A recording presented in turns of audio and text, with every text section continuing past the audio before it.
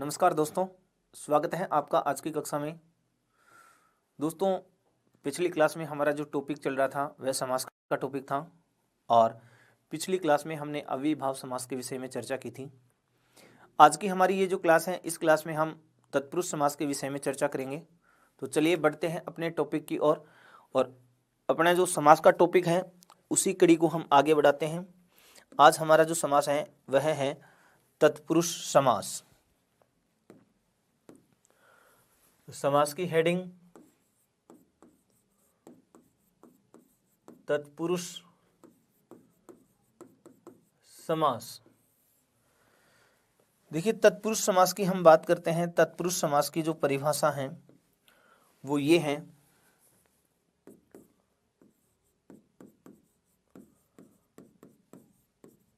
प्रायणोत्तर पद प्रधान है,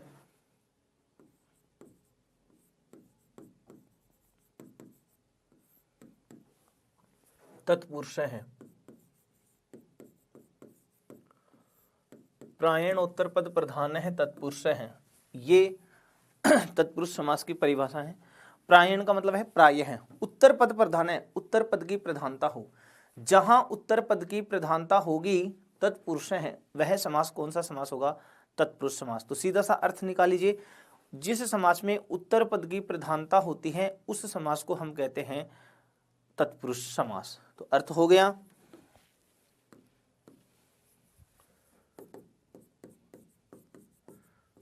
जिस समास में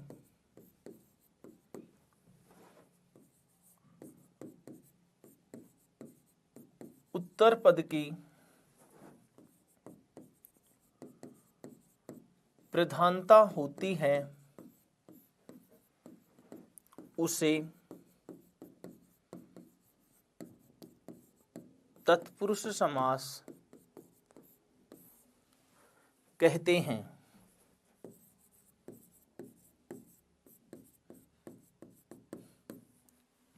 ये ध्यान रखें, उत्तर पद की प्रधानता जहां होगी उस समास को हम कौन सा समास कहेंगे? तत्पुरुष समास। अब उसके बाद अपन बात कहें तत्पुरुष के भेद की। तत्पुरुष के भेद, तत्पुरुष समास के भेद। तत्पुरुष समास के भेद मुख्यतः दो, मुख्यतः दो भेद। अब ये दो भेद कौन से हैं उसके बारे में समझना। दो भेद कौन से हैं? पहले देखिए, तत्पुरुष शब्द जो है ना, तत्पुरुष, देखो तत्पुरुष को आप इस तरीके से विग्रह में लिखेंगे, एक तो तस्य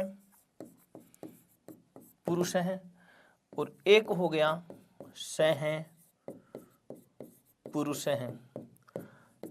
तस्य पुरुष है, सह पुरुष है, ये दो इसके समास विग्रह अपन ने कर दिए। अब आपने ये कहा पदों में यदि हमें समास करना है, पदों में यदि हमें समास करना है तो पूर्व पद की विभक्ति का लोप करेंगे और पूर्व पद की विभक्ति के लोप से तात्पर्य है उसका मूल शब्द लिखेंगे। तो यहाँ जो तस्य पद है इसका मूल पद तो क्या हो गया? तत्, और उत्तर पद है इसमें कौन सा? पुरुष। तो समस्त पद क्या हो गया? तत्पुरुष है। इसका भी मूल पद लिख दो, मूल पद लिखेंगे तो तत् और फिर दूसरा शब्द हो गया कौन सा? पुरुष है।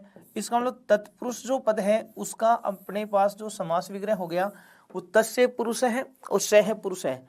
इस रूप में अपन ने इसके दो समास विग्रह किए। अब यहाँ पर एक बात और विशेष ध्यान ये देंगे आप, तस्य लिखा है तो इसमें विभक्ति कौन सी है? षष्ठी। ठीक है, षष्ठी विभक्ति। और पुरुष है जो है पद है इसमें विभक्ति है कौन सी? प्रथमा। यहाँ पर प्रथमा और यहाँ पर भी प्रथमा, ये इस तरीके से। अब एक बात जो भेदों की हम चर्चा करे थे वो ये है, तत्पुरुष का जो अपन ने विग्रह किया तस्य पुरुष है, क्या यहाँ इस विग्रह वाक्य में दोनों पदों में अलग अलग विभक्ति है? जी हाँ, यहाँ षष्ठी है, यहाँ प्रथमा। इसका मतलब विग्रह वाक्य में दोनों पदों में अलग अलग विभक्ति है और यहाँ दोनों में समान विभक्ति है। तो इसी आधार पर आप ऐसे कह सकते हैं तत्पुरुष जो समास है तो उसके मुख्यतः दो भेद हो गए और दो भेदों में एक का नाम तो अपन ऐसे कहें जैसे व्यधिकरण, व्यधिकरण तत्पुरुष, और दूसरे भेद की हम बात कहें तो आप ऐसे कह सकते हो समानाधिकरण, व्यधिकरण तत्पुरुष, और दूसरा हो गया समानाधिकरण तत्पुरुष। जहां विग्रह वाक्य में दोनों पदों में असमान विभक्ति होंगी वो तो कहलाएगा कौन सा, व्यधिकरण। और जहां विग्रह वाक्य में दोनों पदों में समान विभक्ति होगी वो कहलाएगा कौन सा, समानाधिकरण। ये हम बात कर रहे थे। तो व्यधिकरण तत्पुरुष और समानाधिकरण तत्पुरुष मूलतः ये दो इसके उपभेद हैं। ठीक है, अब एक एक को डिटेल से पढ़ते हैं। सबसे पहले हम बात करते हैं व्यधिकरण तत्पुरुष की। व्यधिकरण तत्पुरुष, व्यधिकरण तत्पुरुष और व्यधिकरण तत्पुरुष आप ऐसे कहें, तत्पुरुष का वह भेद, तत्पुरुष का वह भेद जिसके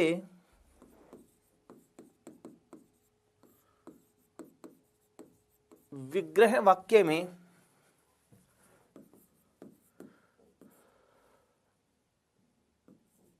सभी पदों में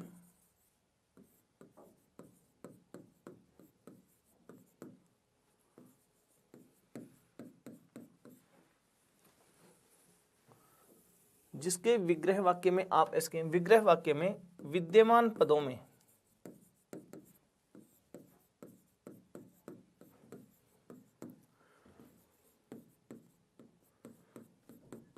अलग अलग विभक्तियों का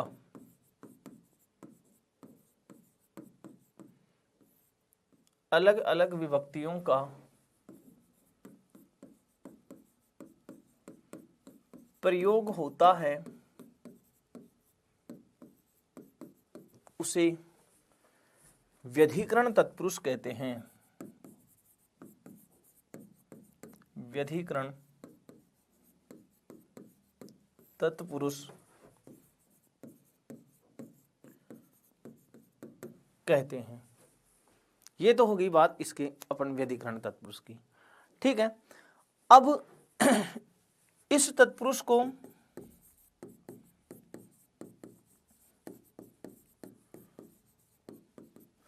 विभक्ति तत्पुरुष के नाम से भी विभक्ति तत्पुरुष के नाम से भी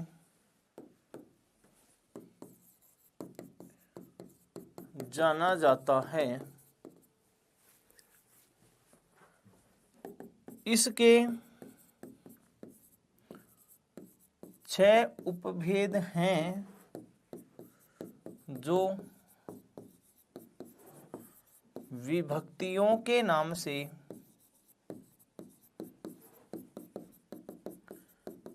जाने जाते हैं।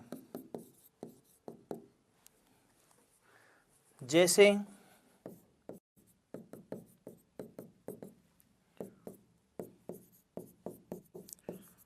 द्वितीया तत्पुरुष,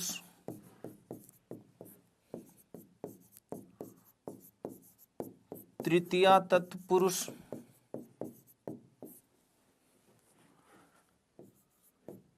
चतुर्थी तत्पुरुष, इसी प्रकार अपन बात कहें पंचमी तत्पुरुष,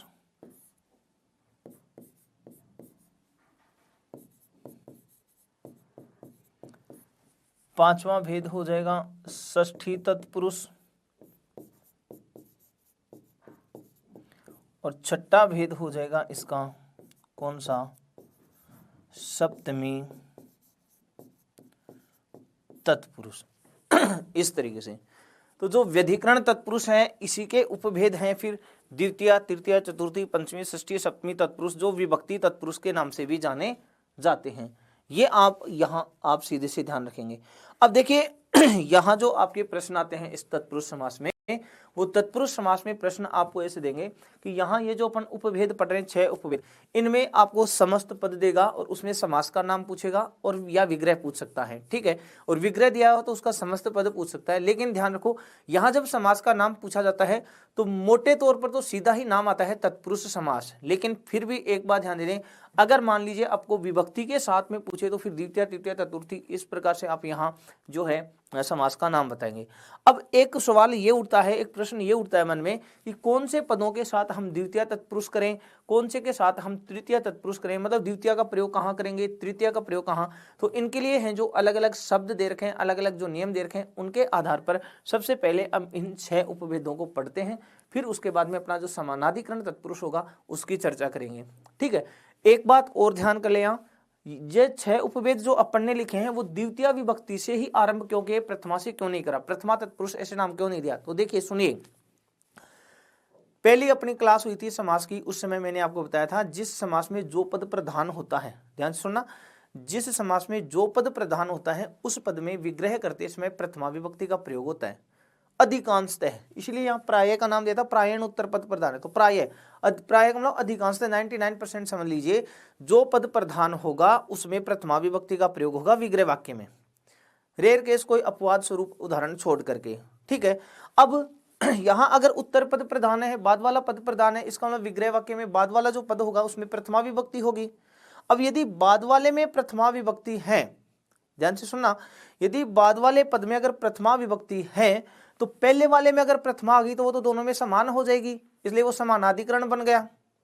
और पहले पद में प्रथमा को छोड़ दो और फिर बाकी अगर कोई सी विभक्ति आ रही है तो दूसरे पद में तो प्रथमा रहनी है ना, तो पहले वाले में प्रथमा नहीं होगी, प्रथमा के बाद वाले से होंगी, इसलिए यहाँ द्वितीय से स्टार्ट होता है।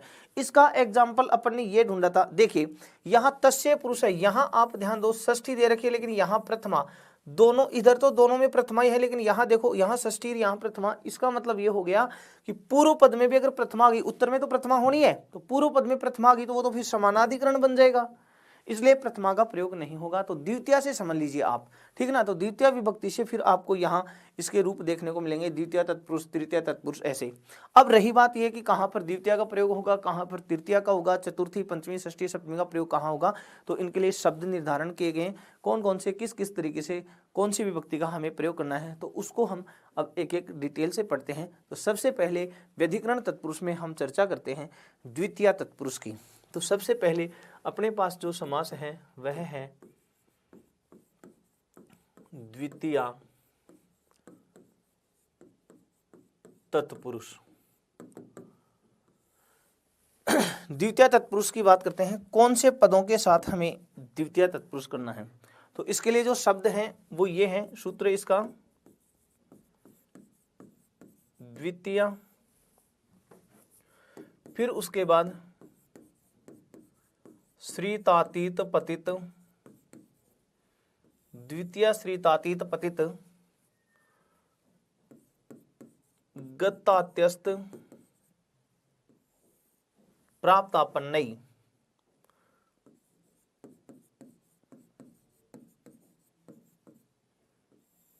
ये वाला इसका नियम है।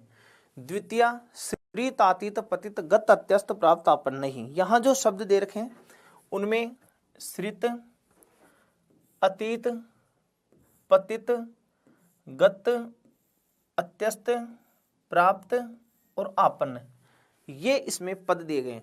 अब देखो ये जो सूत्र अपन ने लिखा है, इस सूत्र में द्वितीय जो लिखा है उसमें तो है विभक्ति प्रथमा, लता, लते, लताः, द्वितीय, द्वितीय, द्वितीयाः, ऐसे होता, ठीक है ना। अपन बात करें तो द्वितीय, द्वितीय, द्वितीयाः ऐसे करते, ठीक है। अब द्वितीय जो है अपन बात करें आकारांत स्त्रीलिंग है, द्वितीय आकारांत स्त्रीलिंग है, एक वचन का प्रयोग हो रहा है कर्मवाचक संज्ञा में, तो द्वितीय विभक्ति में, ठीक है। तो द्वितीय वाले में तो प्रथमा विभक्ति है, और आपन्नई में यहाँ देखो तृतीय का कौन सा वचन है, बहुवचन, तृतीय बहुवचन है। तो फिर ध्यान देगा ये प्रथमा से युक्त है और ये तृतीय से युक्त है, इसका मतलब उत्तर पद में तो तृतीयांत पद होंगे ना, इसका मतलब द्वितीय विभक्ति वाला जो पद होगा जिसमें द्वितीय विभक्ति विद्यमान होगी वो तो पहला पद आएगा, और ये जो ये वाले जो शब्द हैं वो दूसरे पद के रूप में होंगे, ऐसे। तो अब सीधा सा अर्थ इसको कैसे निकालोगे, अर्थ ये हो गया इसका, यदि द्वितीयांत शब्द का या द्वितीयांत सुबंत का मान लीजिए, द्वितीयांत शब्द का द्वितीयांत पद का कर लीजिए, द्वितीयांत पद का श्रित, अब ये शब्द अलग अलग कर लीजिए, श्रित, अतीत, पतित, गत, अत्यस्त या गत अत्यस्त प्राप्त, प्राप्त या आपन्न, आपन्न शब्द के साथ या आपन्न पद के साथ समास हो तो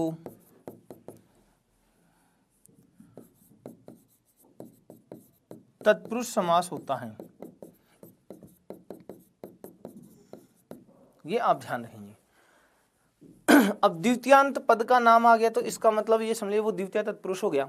ऐसे नहीं समझ में आए तो दूसरा तरीका क्या है, समस्त पद होगा और उस समस्त पद में उत्तर पद जो होगा, बाद वाला पद, उत्तर पद जो है आपको इनमें से कोई सा मिल जाए, ठीक है। ये ध्यान रख ले, ये जो पद मैं लिख रहा हूं यहां पर, ये अपने पास जो पद हैं ये पद कौन से होंगे, उत्तर पद। ये उत्तर पद होंगे आपके, ये भी आपको उत्तर पद के रूप में मिलेगा, उत्तर पद, ठीक है। और द्वितीयांत जो पद होगा वो होगा कौन सा पद, पूर्व पद, ठीक है। ये इस तरीके से आप यहां जो है समास करेंगे। अब इसके उदाहरणों की चर्चा करते हैं। जैसे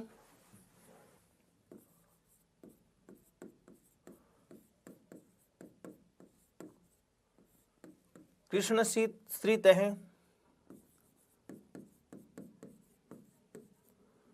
कालातीतः, दुखातीतः, ठीक है।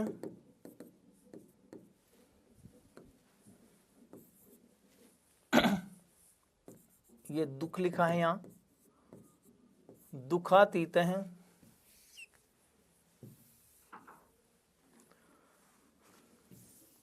उदाहरण इसके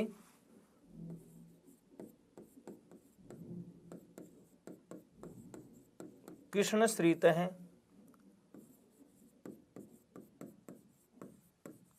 कालातीतः,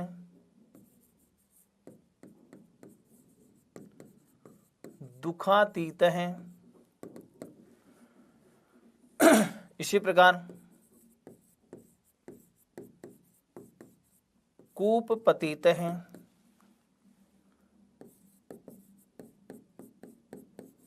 स्वर्गगतः, ग्रामगतः,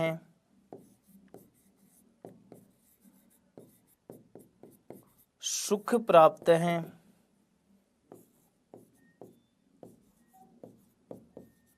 संकटापन्न है,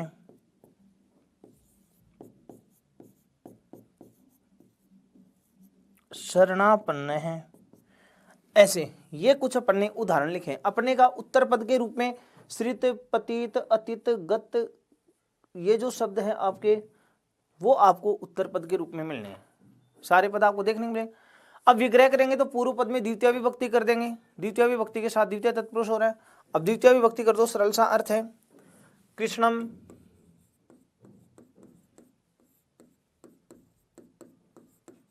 श्रीतः, यहां क्या कर दोगे,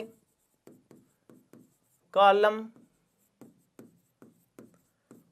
अतीतः, दुखम अतीतः, कूपम पतितः, स्वर्गम गतः, ग्रामम गतः, सुखम प्राप्त है, संकटम अपन्न है, इसी प्रकार शरणम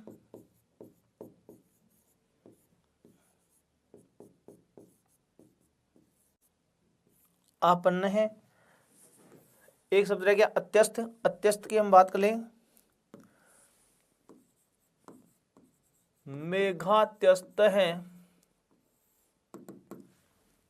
मेघम अत्यस्त है, मेघम अत्यस्त है। अत्यस्त मतलब पार, मेघ को पार किया गया, इस तरीके में मेघात्यस्त जो लिखा है, तो मेघात्यस्त का अर्थ हो गया मेघ को पार किया गया। तो आपने ये कहा यदि कोई समस्त पद है और उस समस्त पद के रूप में उत्तर पद जो है उसमें श्रित, अतीत, पतित, गत, अत्यस्त, प्राप्त, आपन्न, ये जो पद अगर आपको मिल जाएं तो आप वहां जो समास बताएंगे वह समास बता देंगे कौन सा, द्वितीय तत्पुरुष। ठीक है।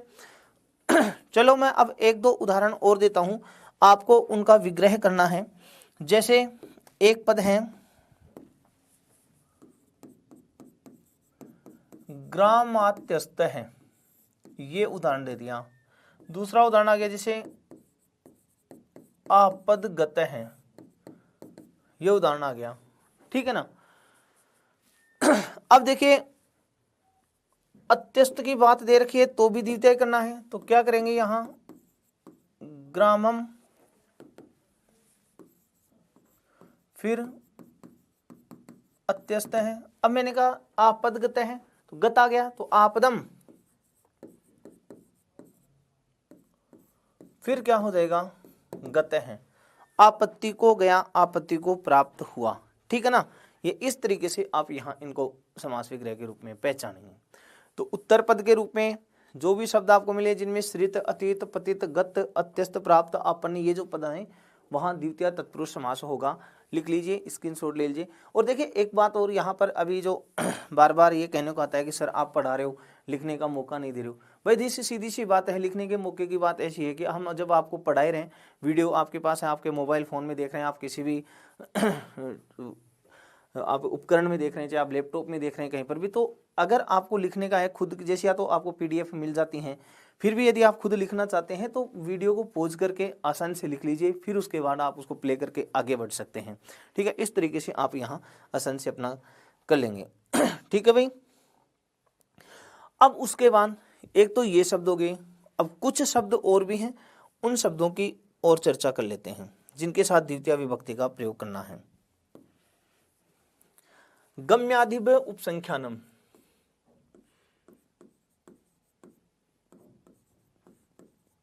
गम्यादिभ्य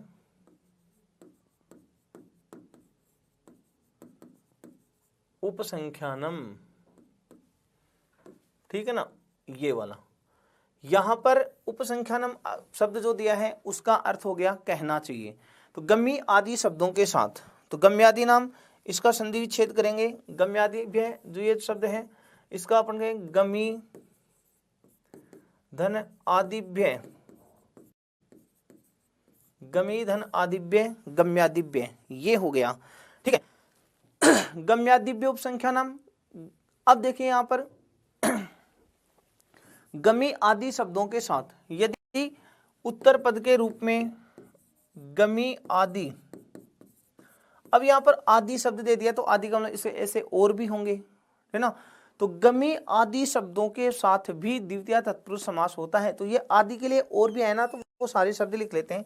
जैसे उत्तर पद के रूप में, उत्तर पद के रूप में गमी, गामी, बुभुक्षु, पिपासु, इप्सु, इच्छु, ये जो पद लिखे गमी, गामी, बुभुक्षु, पिपासु, इप्सु, इच्छु, ये जो आप पद लिख रहे हो, ठीक है ना, शुश्रूषु पद विद्यमान हो तो भी द्वितीय तत्पुरुष समास माना जाता है। जैसे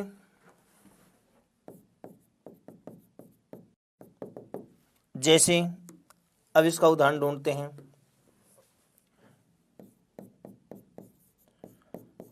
ग्रामगमी, नगरगामी, ऐसे। अन्न बुभुक्षु,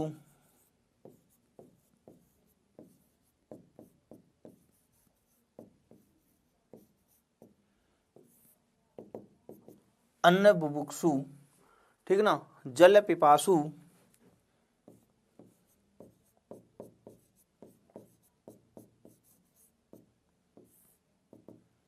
जल पिपासु, सुखेप्सु या सुखेच्छु,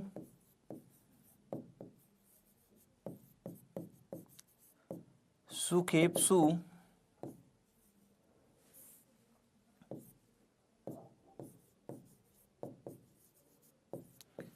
सुखेच्छु, इसी प्रकार गुरु शुश्रूषु, गुरु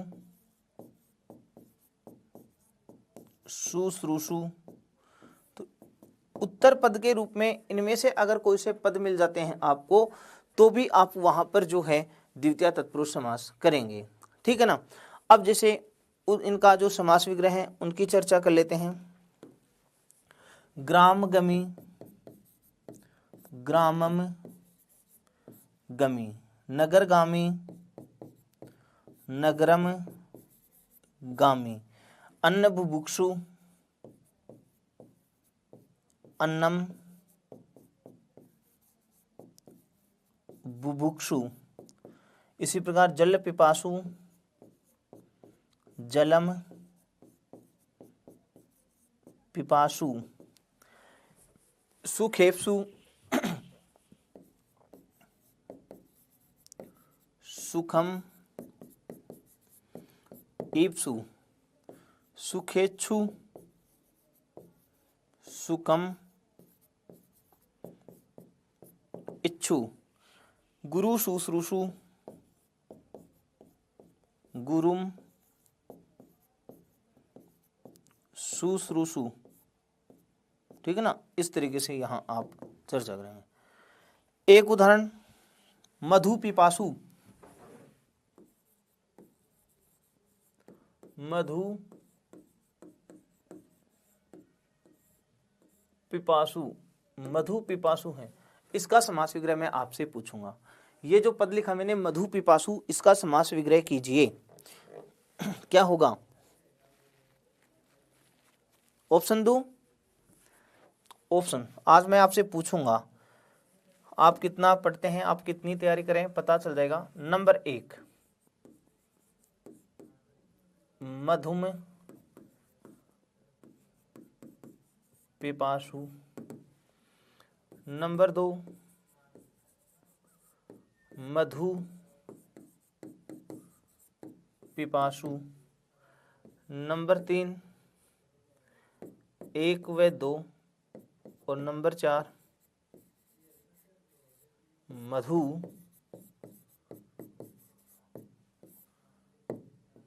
पिपासु। तो इसमें ऑप्शन कौन सा होगा?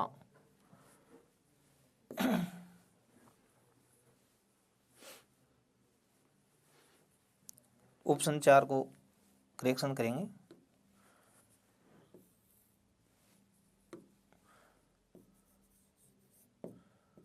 मधु पिपासु, ये अब यहाँ पर मधु पिपासु जो पद है उसका विग्रह क्या होगा? जल्दी से जल्दी अपना आंसर ढूंढें और अपनी देखिए ढूंढ लिया होगा। अब मैं आपको आंसर बता देता हूँ। मधु जो पद है वो नपुंसक लिंग का पद है। मधु शब्द नपुंसक लिंग का है। अपन ने शब्द रूप के टॉपिक में पढ़ा था मधु और वारी। और नपुंसक लिंग का शब्द है जिसका प्रथमा और द्वितीय एक समान होता है। मधु, मधुनी, मधुनी ऐसे पद बनते हैं। तो यहाँ जो द्वितीय की आप बात करेंगे तो मधु का मधु ही रहेगा और आंसर आपका यहाँ होगा 2 नंबर। ये यहाँ आंसर है, न कि मधु। तो मधु नहीं है जो आपने सोचा गलत, जिसने मधु सोचा है वो सही है। ध्यान दो, मधु पिपासु, तो मधु शब्द द्वितीय में मधु ही बनता है, न कि मधुम बनता है, इसलिए ये नहीं होंगे। तो आपका सिर्फ आंसर होगा यहाँ पर 2 नंबर। तो इसका जो विग्रह आप करेंगे, इसका जो विग्रह होगा वो ये होगा मधु पिपासु, ये इसका विग्रह होगा, ध्यान रखना। तो ऐसा आपको दे सकता है वो कंफ्यूज कराने के लिए। मधु का द्वितीय में आप जैसे गुरु का गुरुम चल रहा है, ठीक है, सुख का सुखम चल रहा है, तो मधु का मधुम हो जाएगा। नहीं, मधु नपुंसक लिंग का पद है, मधु पिपासु, ऐसे आप इसका विग्रह करेंगे। ठीक है, तो अपन ने पहला तो ये कहा श्रित अतित पतित गत अत्यस्त प्राप्त आपन यदि शब्द हो तो वहां पर आप द्वितीय तत्पुरुष करेंगे। दूसरा अपन ने कहा गम्यादि व्योप संख्यानम, यदि गमी आदि शब्दों के साथ भी समास हो रहा है तो भी वहां पर आप कौन सा करेंगे, द्वितीय तत्पुरुष करेंगे।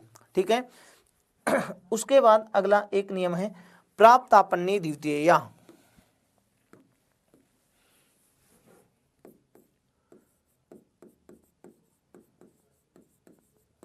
प्राप्त आपन्ने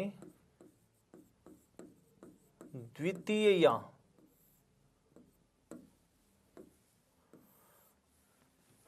यहां आपको 2 पद दिए गए हैं। 2 पद देखें कौन कौन सा है, एक तो है प्राप्त और एक है कौन सा, आपन्न। तो प्राप्त आपन्ने, प्राप्त आपन्ने च रह गया, प्राप्त आपन्ने च द्वितीय। प्राप्त और आपन द्वितीय, द्वितीयांत पद के साथ, इसका मतलब ये हो गया कि यहाँ द्वितीय विभक्ति से जो पद है वो उत्तर पद के रूप में मिल सकता है। तो आप ऐसे कह सकते हैं प्राप्त एवं आपन्न पदों का द्वितीयांत पद के साथ भी तत्पुरुष समास होता है। ये ध्यान रखना आपने, मतलब प्रथमा निर्दिष्ट जो प्राप्त एवं आपन जो पद है उनका द्वितीय के साथ अगर समास हो जाए तो भी वह कौन सा समास हो जाएगा, तत्पुरुष समास हो जाएगा। अब जैसे उदाहरण के द्वारा अपन बात कहें, जैसे अभी आपने कहा सुख प्राप्त है लिखा था, लेकिन अगर हम इसको अपन ऐसे कहें कि प्राप्त सुख है, प्राप्त सुख है तो भी सही है, प्राप्त सुख कह कर दिया तो भी सही है। दूसरे आपने कहा जैसे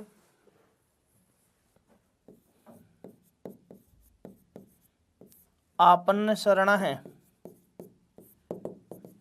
ऐसे अगर लिख दिया अपन ने, तो जो प्राप्त और सुख पद जो है ना, वो यदि अपन पहले पद के रूप में अपन देख रहे हैं, पहले पद के रूप में देख रहे हैं, तो भी वो आप कहेंगे कि द्वितीय तत्पुरुष पद हो जाएगा।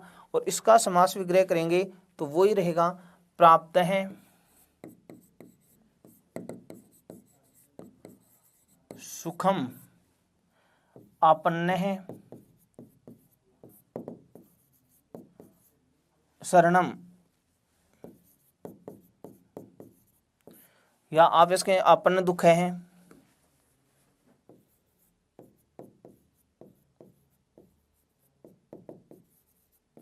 आपन्न दुख है, तो आप ऐसे कहेंगे आपन्न है दुखम।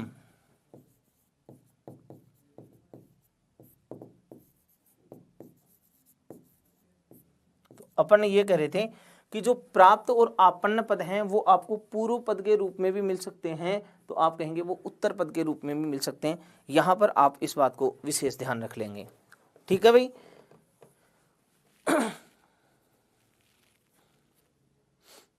क्लियर। उसके बाद अगला जो नियम है उसकी चर्चा करते हैं।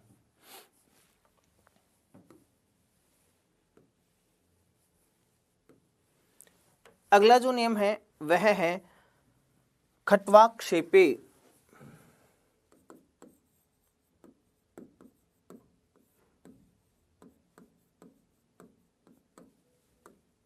खट्वा क्षेपे। यहां पर जो क्षेपे पद लिखा गया है उसका अर्थ है निंदा।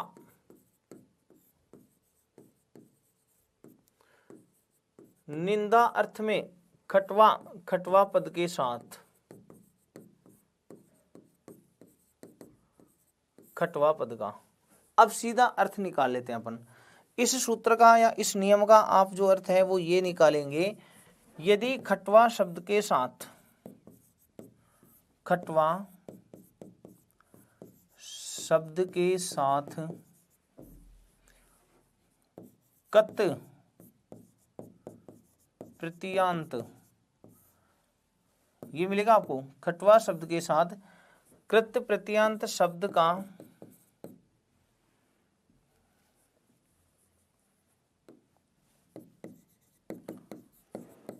समास हो तो वह निंदा अर्थ में, कौन से अर्थ में? निंदा अर्थ में तत्पुरुष समास होता है। अरे सीधी सी बात, इसको ऐसे समझे, पूर्व पद के रूप में तो खट्वा शब्द मिलेगा और उत्तर पद के रूप में कत प्रत्ययांत शब्द आएगा। कोई भी एग्जाम्पल लेते हैं, जैसे उदाहरण है आपके पास है खट्वारूढ़ है, ये उदाहरण आ गया खट्वारूढ़ है। अब खट्वारूढ़ है, इसका संधि विच्छेद करेंगे तो ये हो गया खट्वा धने आरूढ़ है। आरूढ़ जो पद है उसमें आ तो उपसर्ग है, रू है इसमें धातु है और कत इसमें क्या है? प्रत्यय है। आरू है कत, इनसे आरूढ़ शब्द बना है। अब आपने कहा खट्वा शब्द के साथ कोई कत प्रत्यांत शब्द हो तो कत प्रत्यांत शब्द भी आ गया, इधर खट्वा शब्द आ गया, तो फिर जो है वो द्वितीय तत्पुरुष समास हो जाएगा। और द्वितीय तत्पुरुष समास करेंगे तो पूर्व पद में द्वितीय विभक्ति का प्रयोग कर दीजिए, तो विग्रह जो होगा वो ये हो जाएगा खट्वाम आरूढ़ है, मतलब जाल में, खट्वाम जाल में। मतलब ये समझे आप कि ब्रह्मचारी आदि जो है ब्रह्मचर्य आश्रम में उस पर चारपाई पर बैठने का निषेध किया गया कि वो चारपाई पर नहीं बैठेंगे। ऐसा कोई ब्रह्मचारी जो चारपाई पर बैठ गया हो तो ये तो जाल में है, ये नीचे है, अर्थात ये जिसको ब्रह्मचर्य का पालन करना है, जिसको चारपाई पर नहीं बैठना था वो चारपाई पर चढ़ गया है, चारपाई पर बैठ गया है, तो उसकी निंदा की जा रही है। तो खट्वा रूढ़ है जाल में, अर्थात जो खट्वा पर बैठ गया ऐसा ब्रह्मचारी, उसकी निंदा अर्थ में। तो अगर निंदा अर्थ में खट्वा के साथ में कोई कत प्रत्यांत शब्द है तो वहां पर जो समास होगा वह समास जो हो जाएगा वो होगा आपका कौन सा? तत्पुरुष समास। और उसी तत्पुरुष को कहेंगे कौन सा? द्वितीय तत्पुरुष। ठीक है। इस तरीके से आप यहाँ तत्पुरुष द्वितीय तत्पुरुष को करेंगे खट्वा क्षेपे सूत्र के अनुसार, खट्वा रूढ़ है, खट्वाम आरूढ़ है। उसके बाद अगला जो नियम है उसकी चर्चा करते हैं द्वितीय तत्पुरुष में।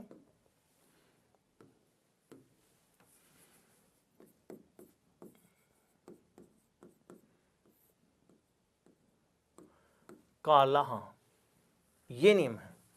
कालहा का मतलब है कालवाची शब्द, ठीक है। तो सीधा सा अर्थ ये हो गया,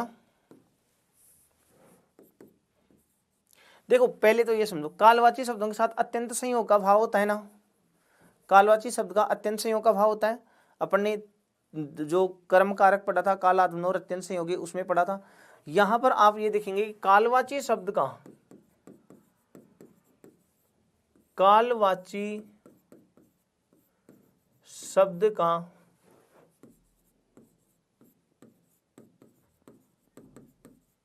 कत प्रत्ययांत शब्द के साथ, कालवाची शब्द का कत प्रत्ययांत शब्द के साथ अत्यंत संयोग, अत्यंत संयोग, अत्यंत संयोग में द्वितीय होती है ना, लेकिन यहाँ अत्यंत संयोग का भाव नहीं होगा। तो सीधा सा अर्थ निकालेंगे कालवाची शब्द का कत प्रत्यांत शब्द के साथ अत्यंत संयोग अर्थ से भिन्न, अत्यंत संयोग अर्थ से भिन्न, अत्यंत संयोग अर्थ से भिन्न तत्पुरुष समास होता है। तत्पुरुष समास होता है। मतलब कालवाची शब्द होगा और कत प्रत्यांत शब्द होगा। सीधी सी पहचान ये है, इसका शॉर्टकट तरीका, पहला पद पूर्व पद, पूर्व पद कौन सा होगा, कालवाची, और उत्तर पद, उत्तर पद कत प्रत्यांत। पूर्व पद कालवाची और उत्तर पद कत प्रत्यांत होंगे वहां अपने पास समास हो जाएगा कौन सा, द्वितीय तत्पुरुष। उदाहरण के द्वारा, एक उदाहरण के द्वारा हम समझते हैं। अपन कहें जैसे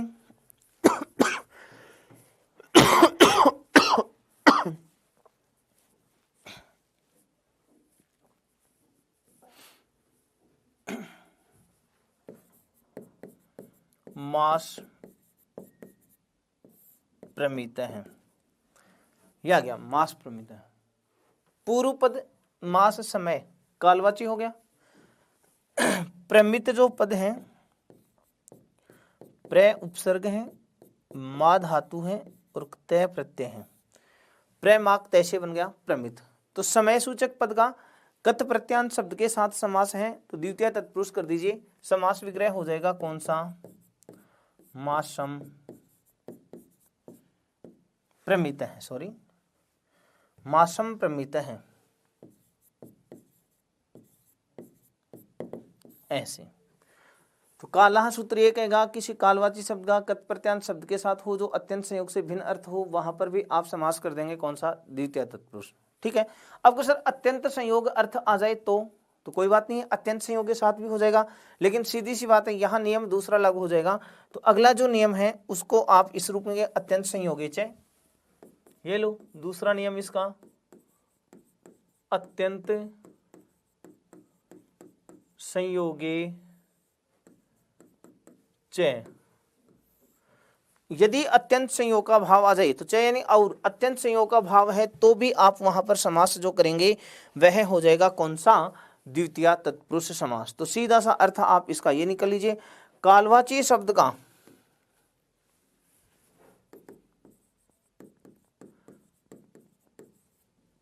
कालवाची शब्द का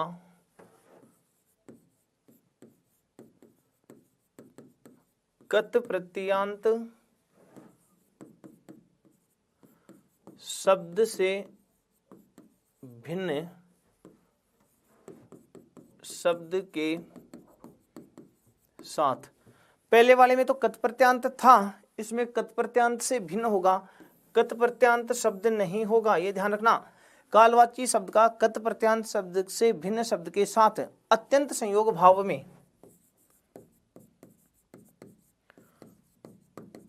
अत्यंत संयोग अर्थ में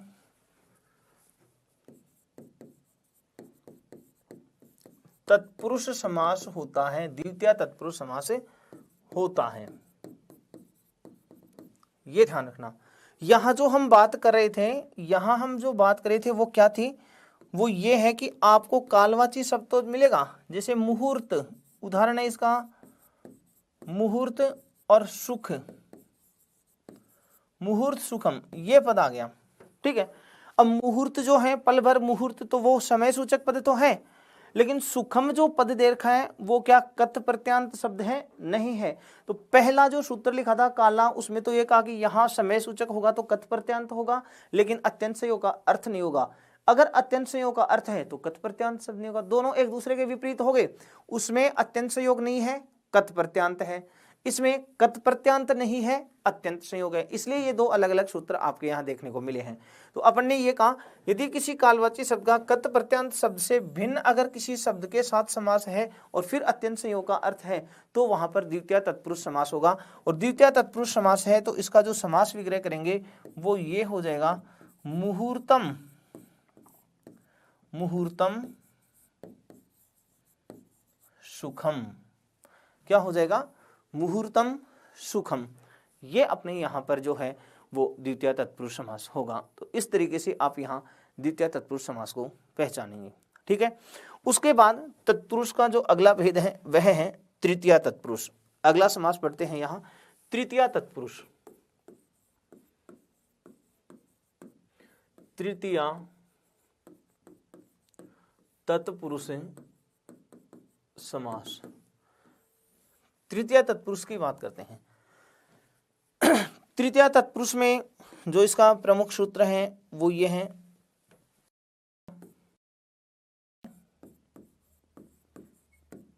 तृतीया तत्कृतार्थेन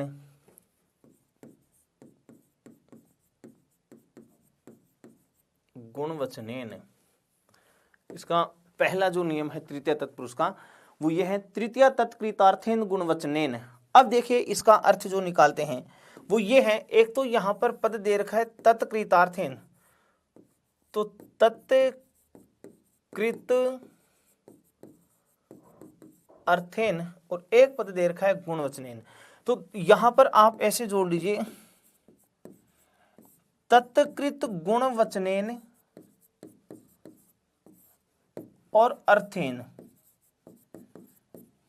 तत्कृत को गुणवचन के साथ जोड़ दिए, तत्कृत गुणवचनेन, गुणवचनेन, वचन नहीं यहां वचनेन है, गुणवचनेन, और फिर एक जोड़ दीजिए यहां कौन सा, अर्थेन। ठीक है। अब देखो तत्कृत गुणवचनेन का मतलब है कोई भी पद है, कोई सुबंत पद है, और उस सुबंत पद का तत्कृत उसी के द्वारा किए गए, तत्कृत उसी के द्वारा किए गए, गुणवचनेन गुणवाची शब्द का, उसी के गुणवाची शब्द का। नहीं समझे? समझो भाई, ये मान लीजिए जैसे अपने पास कुल्हाड़ी है, कुल्हाड़ी पद आ गया, जैसे कुठार। ठीक है। अब कुल्हाड़ी का गुण क्या है? काटना या खंड करना, तोड़ना। तो इसके साथ इसी का गुण दे दिया कौन सा? खंड। ऐसे जैसे अपन को ये सरोता, गंडा सोर है, सरोता है, और इसका गुण क्या है? खंड करना, मतलब तोड़ना। तो सरता को कहते हैं आप क्या? संकुल, संकुला, और इसको खंड करना, शब्द जोड़ दिया कौन सा? खंड। ऐसे तो जो भी पद दिया गया है उस पद का उसी के गुणवाची शब्द के साथ यदि समास हो जाए तो आप उसे तृतीय तत्पुरुष समास कहेंगे। एक बात। दूसरी बात, अर्थेन का मतलब है उत्तर पद के रूप में अर्थ जुड़ा हो। उत्तर पद के रूप में यदि अर्थ पद है तो भी आप वहां पर तृतीय तत्पुरुष समास कहेंगे, लेकिन यहां जो अर्थ पद होगा वो हेतुवाचक होगा, किसी हेतु के लिए प्रयुक्त होता है। ठीक है ना। तो इस सूत्र का जो आप है वो अर्थ इस रूप में लिखेंगे, तृतीयांत सुबंत का, तृतीयांत सुबंत का उसी के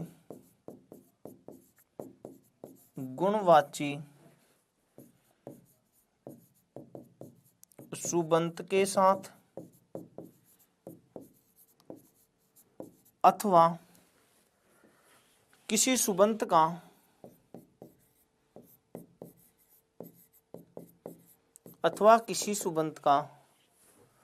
अर्थ के साथ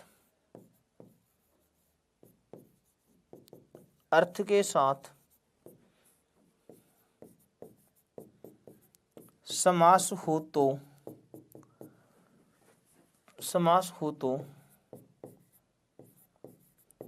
तृतीय तत्पुरुष समास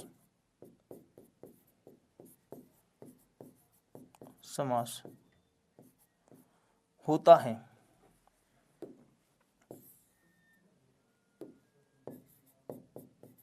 समास होता है। जैसे उदाहरण के द्वारा, जैसे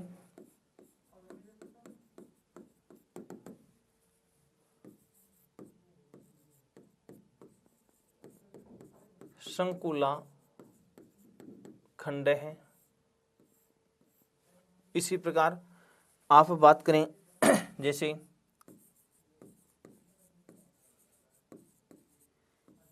दंड खंड है। ठीक है। इसी प्रकार कुठार खंड है।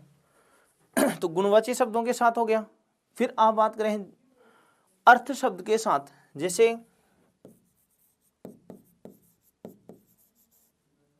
धान्यार्थ है, और यही प्रश्न आया था सेकंड ग्रेड में, आपसे ये प्रश्न पूछा गया था धान्यार्थ का समास विग्रह जो है वो क्या हो। धान्यार्थ पद का आपसे यहाँ समास विग्रह पूछा गया था। ठीक है, इसी प्रकार और उदाहरण ले लें, जैसे वसनार्थ है, पुण्यार्थ है, ऐसे। ठीक है, अब इसका समास विग्रह कर लेते हैं। तृतीया के साथ समास विग्रह कर दो। संकुला आकारांत पद है लता की तरह, तो संकुलया, संकुलया खंड है, दंडेन खंड है, कुठारेण खंड है। इसी प्रकार धान्यार्थ है, तो धान्येन, धान्येन अर्थ है। वसनार्थ है, तो वसनेन अर्थ है। पुण्यार्थ है, पुण्येन अर्थ है, ऐसे। ठीक है, तो इस तरीके से आप याद रखेंगे। यदि किसी पद का उसी के गुणवाची पद के साथ समास हो, या फिर आप ऐसे कहें उत्तर पद के रूप में यदि अर्थ पद विद्यमान हो, तो वहां अपना तत्पुरुष समास होता है, और जो तत्पुरुष समास होता है वो तृतीयांत तत्पुरुष समास होगा। ठीक है भाई, इस तरीके से आप यहाँ ध्यान देंगे। उसके बाद अगला जो नियम है इस तृतीया का, उसकी चर्चा करते हैं।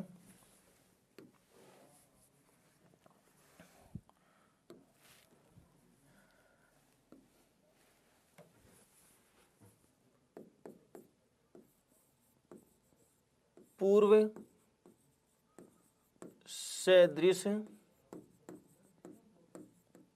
समोनार्थ, पूर्व सदृश समोनार्थ कलह निपुण मिश्र श्लक्षणई। पूर्व सदृश समोनार्थ कलह निपुण मिश्र श्लक्षणई, ये जो पद हैं इसके अनुसार। ठीक है, यहां पर भी आप जो समास करेंगे वो इस रूप में करेंगे तृतीया तत्पुरुष के साथ। पूर्व सदृश समोनार्थ कलह निपुण मिश्र श्लक्षणई। सीधा सा अर्थ निकाल लीजिए। यहां समस्त पद में अर्थ सीधा ये निकालो आप, तो समस्त पद में उत्तर पद के रूप में, उत्तर पद के रूप में पूर्व सदृश सम ऊन कलह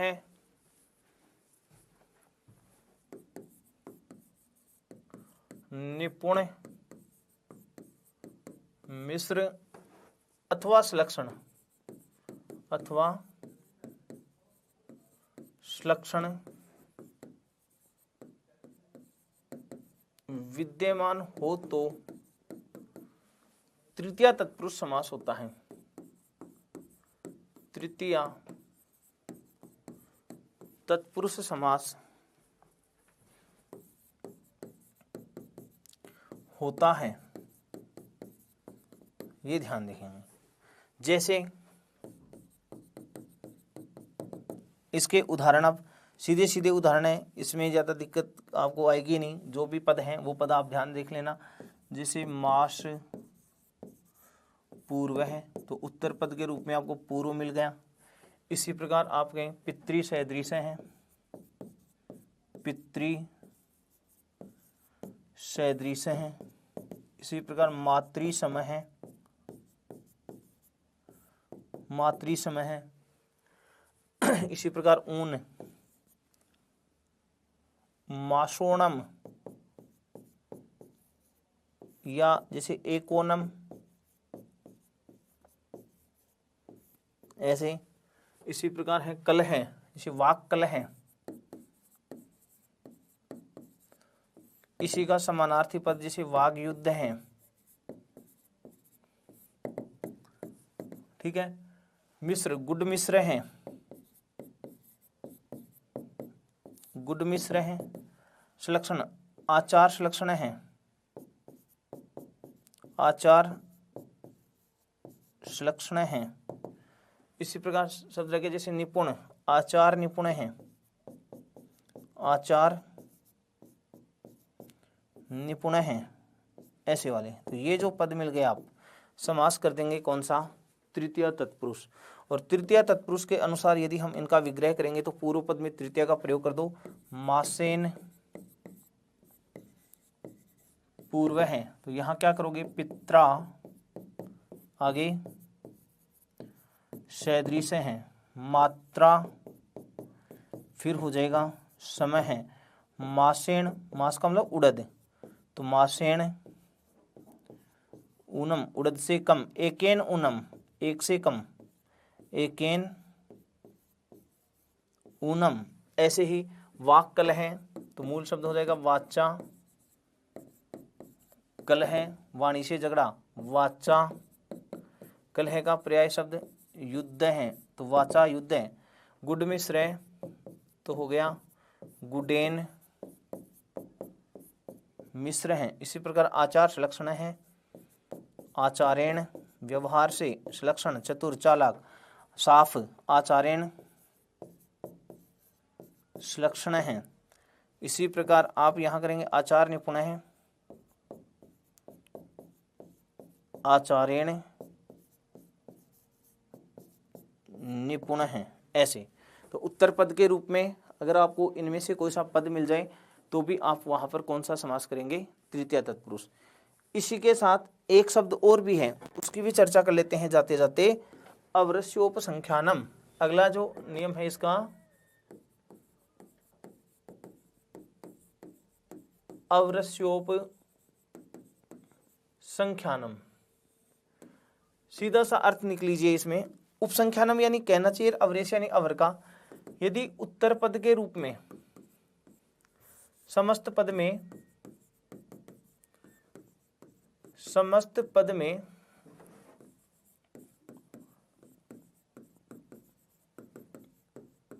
उत्तर पद के रूप में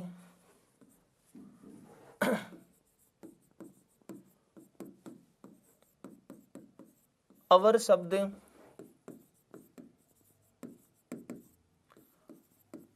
विद्यमान हो तो भी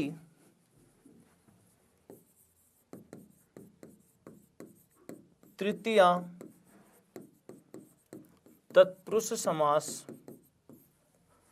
माना जाता है। यहां उत्तर पद के रूप में क्या होगा, अवर। जैसे उदाहरण, माशावर है। अब देखिए यहां पर मास धन अवर, तो मासेन आगे हो जाएगा क्या, अवर है।